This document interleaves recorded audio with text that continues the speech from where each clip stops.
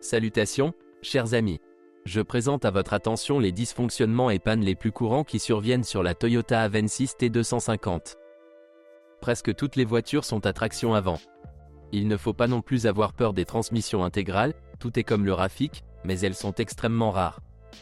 De plus, ce sont exclusivement des berlines dotées de moteurs peu puissants.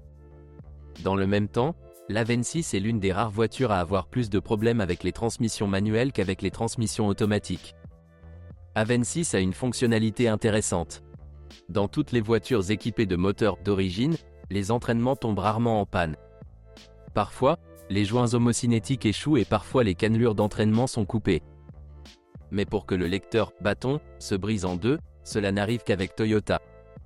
La raison réside dans la corrosion de la pièce sous le coussin de poids. La corrosion use l'arbre déjà léger, et lors du passage sur des bosses avec traction ou glissement, cet arbre se brise. Heureusement, les pièces contractuelles du Toyota Wish dans la carrosserie ZNE10G seront utiles. Un Fielder 123 fera également l'affaire, il est peu coûteux et la pièce est généralement en excellent état. Vous ne devez en acheter qu'un neuf d'origine. Tous les modèles d'occasion sont affectés par la corrosion à un degré ou à un autre. Ces mêmes pièces seront utiles en cas de défaillance des joints homocinétiques d'origine, qui sont également assez fragiles. Comme je l'ai déjà dit, il y a suffisamment de problèmes avec la transmission manuelle. Fondamentalement, le roulement d'arbre secondaire numéro 90 903 63 010 échoue, ou plus précisément, son ancêtre 90 080 36 139. Mais des difficultés surviennent également en cas de fuite d'huile à travers les joints d'arbre. Malheureusement, si vous ne vous rendez pas au centre de service au premier bruit suspect, il n'y aura plus rien à réparer, les restes du roulement mort flotteront autour de la boîte, endommageant les roulements restants, les engrenages et, enfin, le différentiel. Vous pouvez deviner de quelle voiture proviennent les boîtes si vous lisez le paragraphe sur les transmissions et les joints homocinétiques. Les originaux d'Avensis sont encore une fois assez rares. En principe, le coût des réparations ne sera en aucun cas trop élevé. Mais il y a déjà trop de problèmes pour une marque fiable, n'est-ce pas ? Si vous ne voulez pas de complications, vous pouvez prendre une voiture à transmission automatique. Avec le moindre soin, il n'y aura aucun problème, d'autant plus que l'huile est changée assez souvent conformément à la réglementation. Les boîtiers disposent d'un bon système de refroidissement et de réglage conservateur. L'U381E fonctionne principalement avec des moteurs de 1,8 litres, tandis que les U140, U281E, plus robustes, sont utilisés avec des moteurs de 2 litres. Mais les moteurs de 2,4 litres sont équipés de transmissions automatiques à 5 vitesses de la série U151E. Toutes les transmissions automatiques sont considérées comme presque éternelles. Dans tous les cas, ils sont plus fiables que les moteurs et, avec un entretien normal, ils dureront bien au-delà de 300 000 km.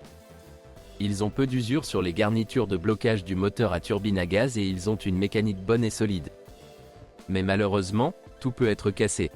Les U140, U241 à 4 vitesses sont des boîtes de vitesse robustes capables de supporter des moteurs d'une cylindrée allant jusqu'à 3 litres. Un 2 litres ne leur pose aucun problème. Mais le train épicycloïdal avant, en raison des particularités du système de lubrification, tombe toujours en panne avant les autres éléments, surtout si le conducteur n'a pas épargné la boîte de vitesse et le moteur. Parmi les problèmes purement de ressources, on peut rencontrer l'usure du capot arrière, qui dépend également des charges et du style de conduite, mais qui ne pardonne pas non plus l'huile contaminée. Suite à l'usure du capot arrière, une fuite de pression achève le pack d'embrayage direct et son siège de tambour.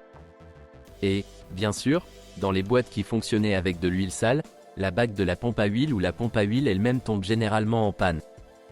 Beaucoup plus souvent, la première cloche se manifeste sous la forme de dysfonctionnement dans le fonctionnement du corps de vanne. Ces problèmes sont directement liés à l'usure de la mécanique de la boîte de vitesse et à la contamination de l'huile.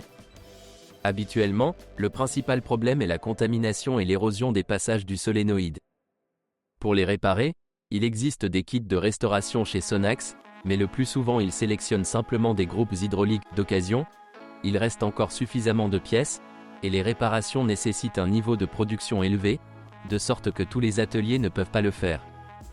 Les boîtiers U381E sont les mêmes U140 en miniature. Ils ont exactement les mêmes difficultés avec la surcharge du train épicycloïdal avant et avec le capot arrière. mais l'unité hydraulique est un peu plus fiable et pose moins de problèmes. Leur ressource n'est certainement pas inférieure à celle de leur frère aîné, vous pouvez donc la prendre en toute confiance. Il suffit de vérifier la propreté de l'huile et d'écouter à basse vitesse s'il y a un bruit de trolleybus, en première ou en deuxième vitesse. Les garnitures de blocage des moteurs à turbine à gaz s'usent ici assez rapidement, surtout avec un style de conduite agressif. Après 150 000 km, vous devez surveiller très attentivement la contamination par l'huile pour éviter qu'elle n'agisse sur la couche adhésive.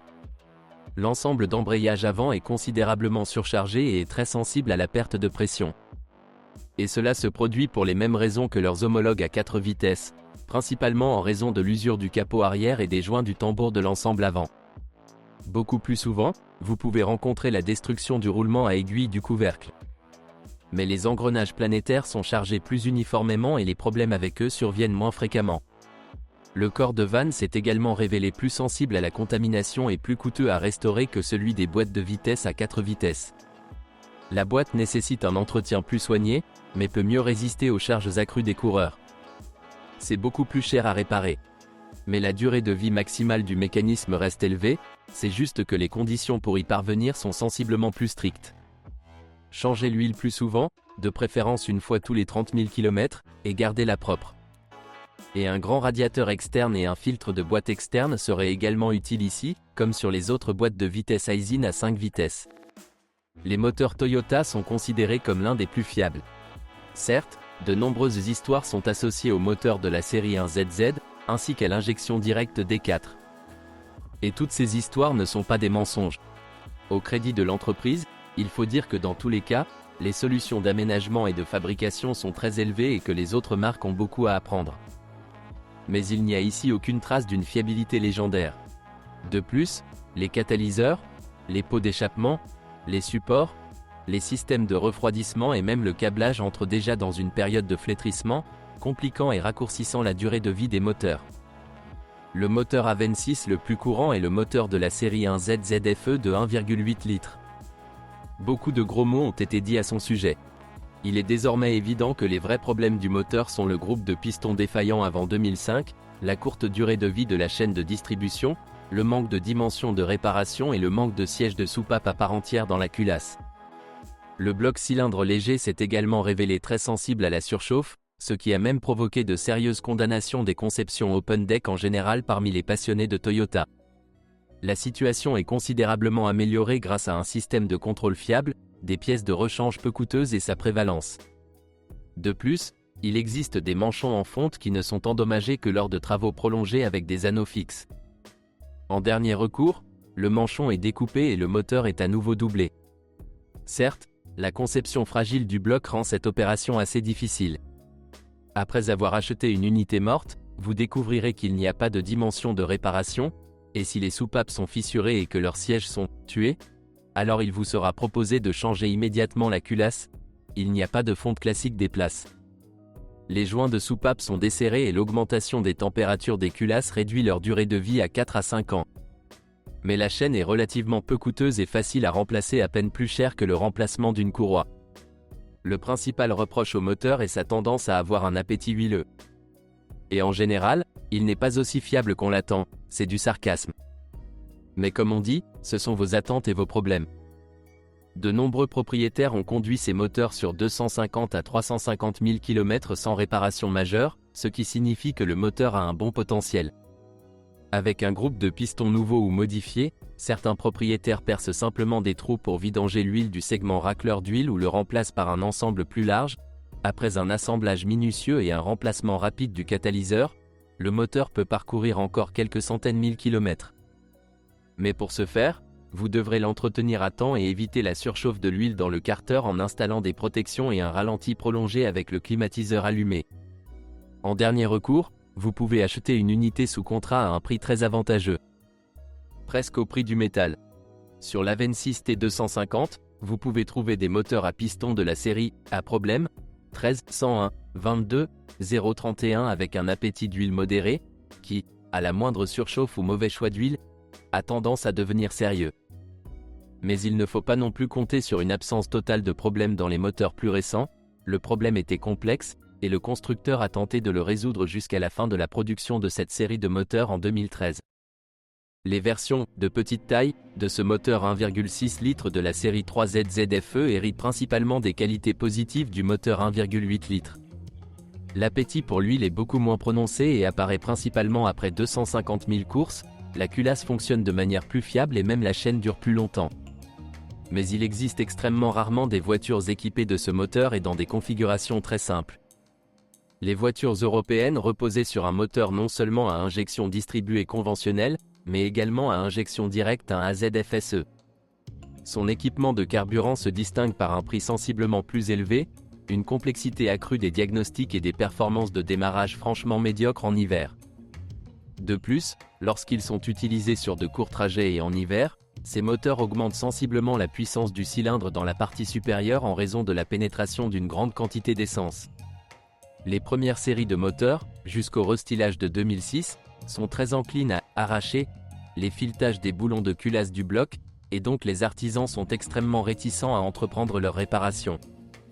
Et si l'antigel a déjà coulé et que le moteur a déjà surchauffé, l'unité devra probablement être remplacée.